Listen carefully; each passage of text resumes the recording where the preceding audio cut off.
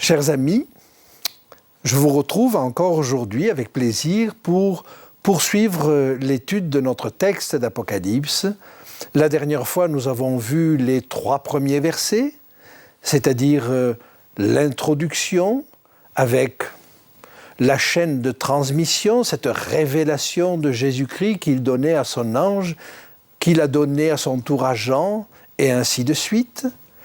Et puis nous avions vu l'attestation qu'apportait Jean à cela, et enfin la béatitude, le bonheur qu'il y avait à étudier ce texte-là.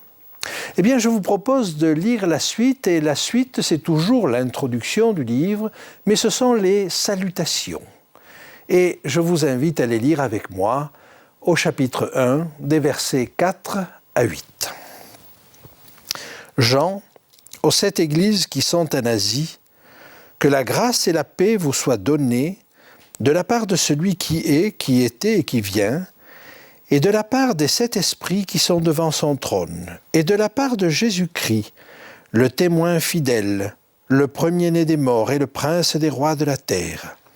À celui qui nous aime, qui nous a délivrés de nos péchés par son sang, et qui a fait de nous un royaume et des sacrificateurs pour Dieu son Père, à lui soit la gloire et la puissance au siècle des siècles.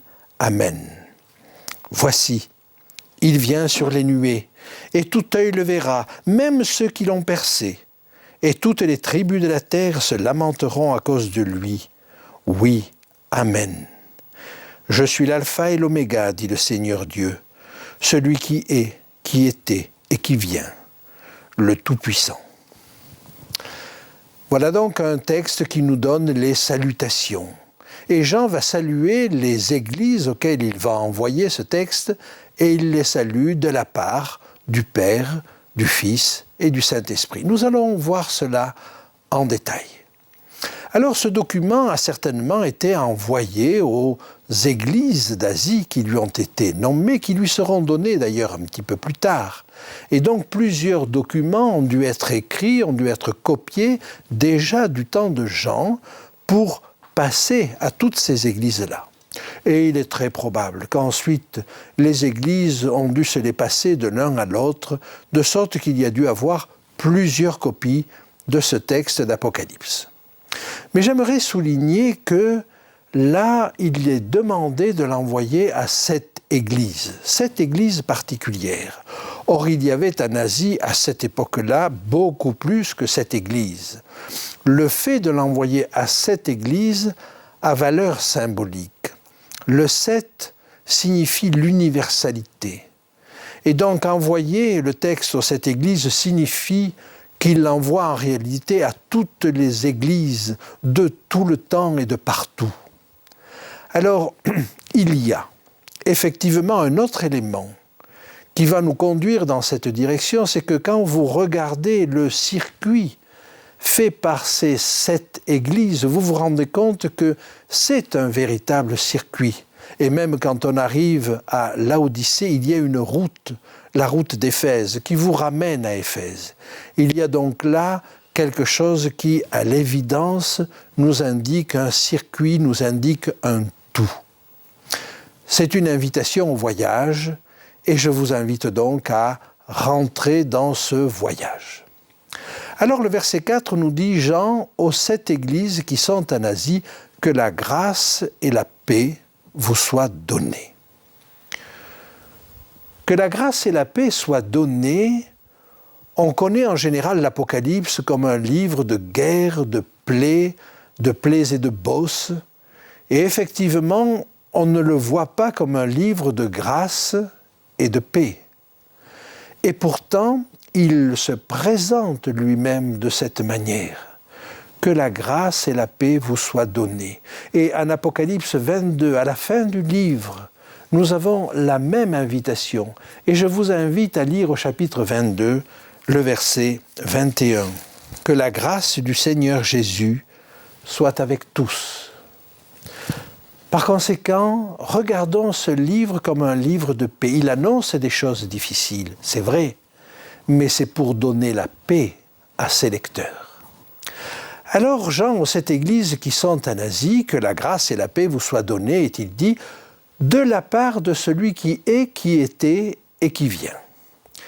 Et là, 3 entités vont se succéder. D'abord, celui qui est, qui était et qui vient, et dont on comprend qu'il est Dieu, Dieu le Père. La deuxième entité, c'est de la part des 7 esprits qui sont devant son trône. Certainement le Saint-Esprit. Et puis de la part de Jésus-Christ. Donc ces 3 entités-là font que la salutation est trinitaire. Et pourtant, vous allez voir que des titres qui sont donnés à Dieu le Père sont également donnés au Fils. Et nous détaillerons ces choses-là. Alors, prenons la première personne, celui qui est, qui était et qui vient. Ce titre est donné à Jésus un petit peu plus loin dans le texte, au verset 7 et 8. « Je suis l'alpha et l'oméga », dit-il dit au verset 8, dit le Seigneur Dieu, celui qui est, qui était et qui vient, le Tout-Puissant. Or, l'alpha et l'oméga, c'est un titre qui est donné à Jésus plus loin dans le texte. Par conséquent, c'est Jésus qui est désigné là. Celui qui est, qui était et qui vient désigne aussi celui qui n'a pas de temps, qui n'a pas les contraintes du temps, qui existe de toute éternité. Et je vous rappelle comment Dieu s'était présenté à Moïse dans le buisson ardent. Nous allons lire cela dans le livre de l'Exode, au chapitre 3, verset 14. Dieu dit à Moïse, « Je suis celui qui suis. » Et il ajouta, « C'est ainsi que tu répondras aux enfants d'Israël, celui qui s'appelle « Je suis » m'a envoyé vers vous. » Celui qui s'appelle « Je suis », c'est-à-dire qui n'a pas de contrainte avec le temps, qui était, qui est et qui vient. Et ce mot « Yahvé », qui est imprononçable en hébreu, est en réalité une forme du verbe être qui peut se traduire ou peut traduire à la fois le passé, le présent et l'avenir. Cette communion de pensée entre le Père et le Fils, cette communion de définition, Jésus lui-même l'a souligné et je vous invite à regarder dans l'évangile de Jean au chapitre 10 et au verset 30. « Moi et le Père, nous sommes un. » Parole étonnante, paroles qui lui ont valu d'être accusé de blasphème.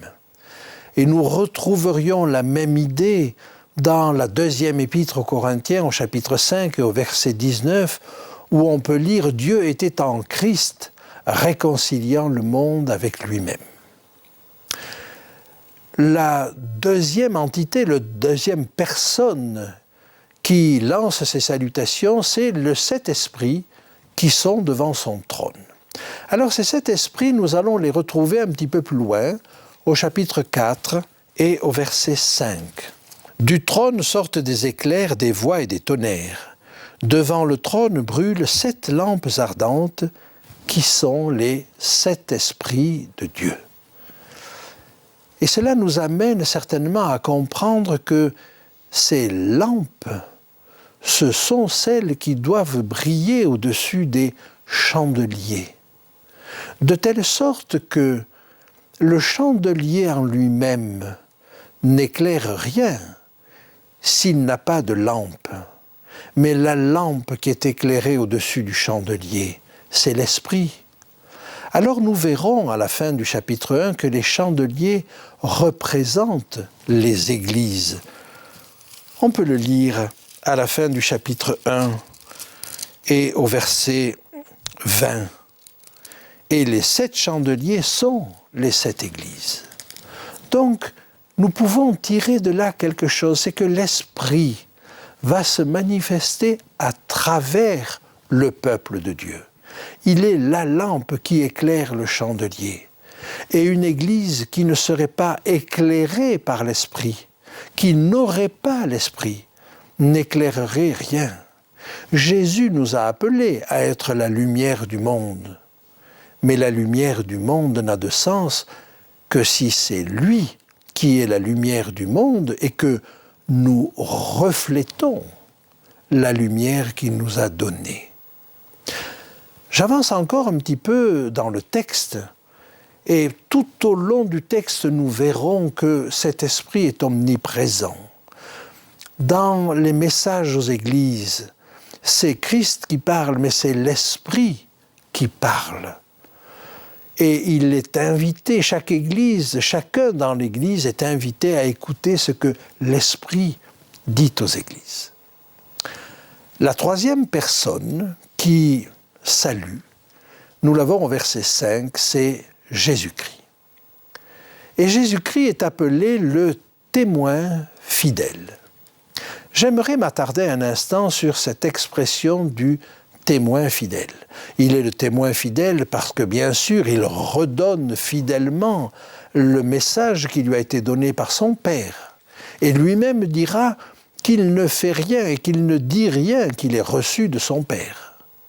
Mais nous avons là, avec le témoin fidèle, une expression qui est reprise de l'Ancien Testament et j'aimerais la lire avec vous dans le psaume 89 au verset 37. Sa postérité subsistera à toujours, son trône sera devant moi comme le soleil. Comme la lune, il aura une éternelle durée. Le témoin qui est dans le ciel est fidèle. Ce texte est en train de nous dire quelque chose d'étonnant. Dans ce passage-là, dans ce psaume d'Étham, il est question des promesses faites à David. Et l'auteur s'étonne. Il s'étonne de ce que les promesses faites à David ne paraissent pas avoir de réalisation. Ces promesses, nous pouvons les lire au début du passage.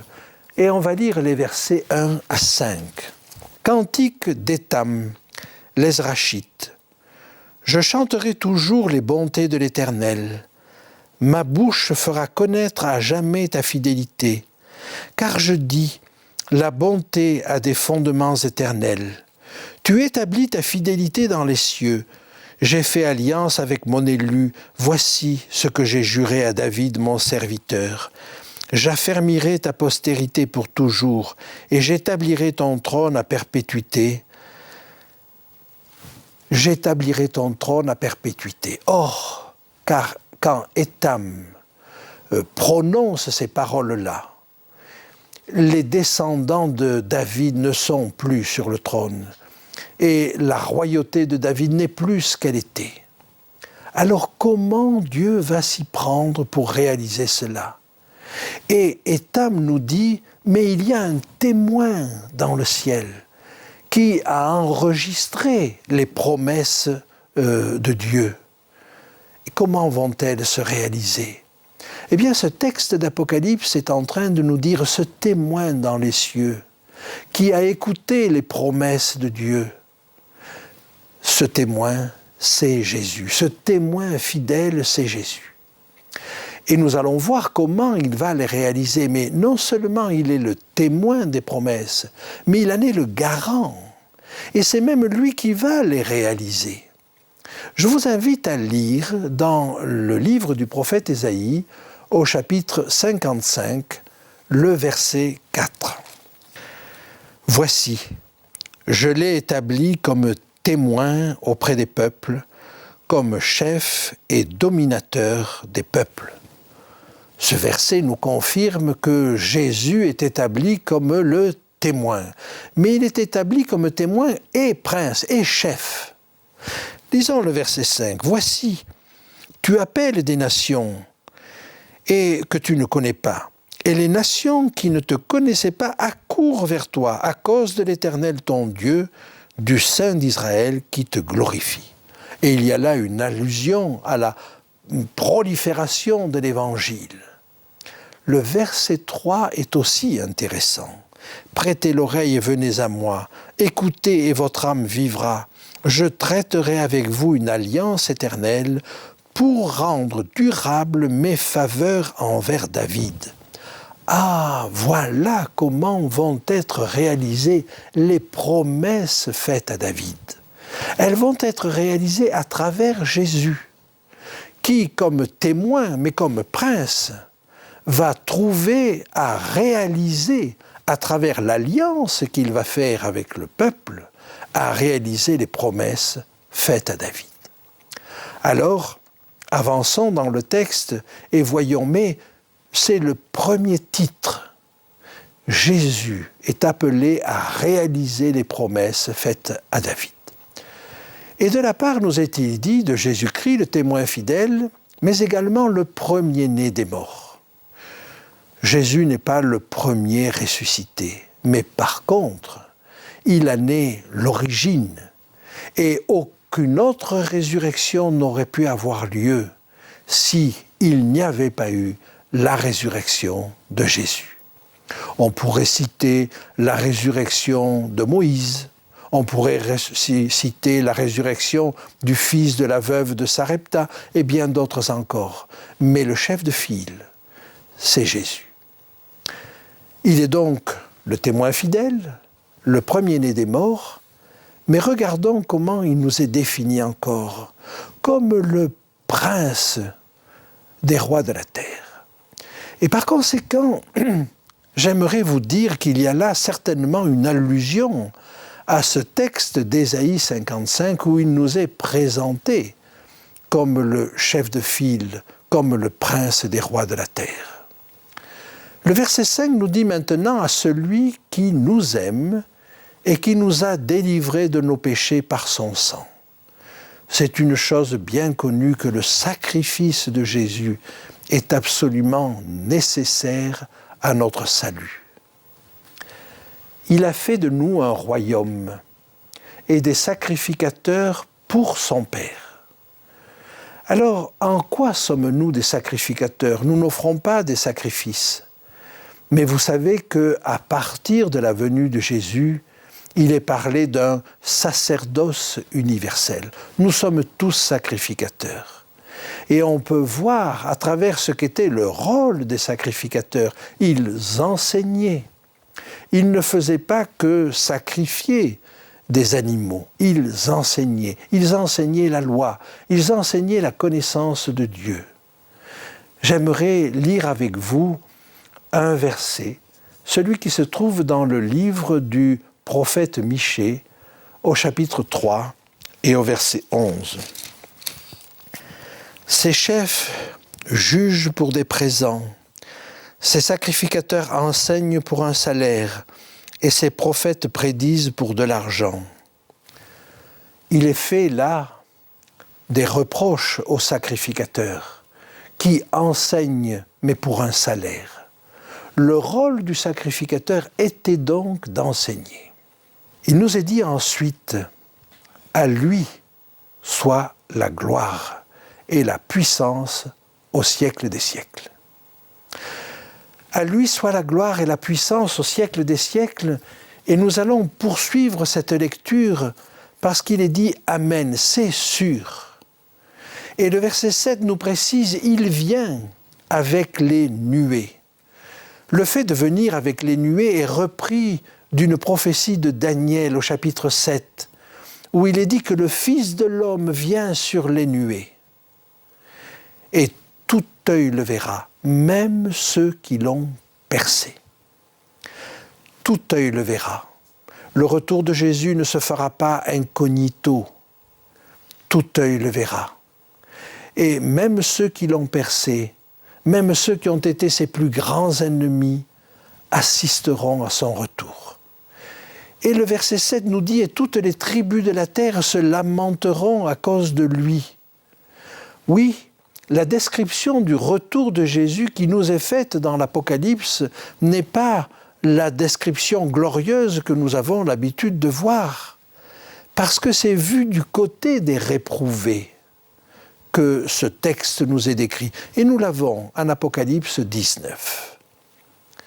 Et j'en arrive au dernier verset que nous avons à étudier. « Je suis l'alpha et l'oméga, dit le Seigneur Dieu, celui qui est, qui était et qui vient, le Tout-Puissant. » Et nous avons là des attributs qui sont aussi bien applicables à Dieu qu'à Jésus. J'aimerais vous dire que déjà l'Ancien Testament faisait cela.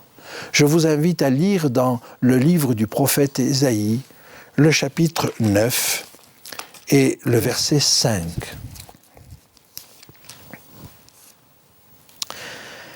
Déjà dès le verset 5, « Car un enfant nous est né, un fils nous est donné, et la domination reposera sur son épaule. On l'appellera admirable, conseiller, Dieu puissant, Père éternel, Prince de paix. » Ces titres-là qui n'appartiennent qu'à Dieu appartiennent aussi à Jésus. Alors nous sommes peut-être troublés par cela, mais en réalité, Jésus est venu pour restaurer en nous l'image de Dieu. Et c'est l'objet de la réconciliation dont l'apôtre Paul parle. En réalité, pour se réconcilier, Dieu n'a pas besoin de changer son regard sur nous.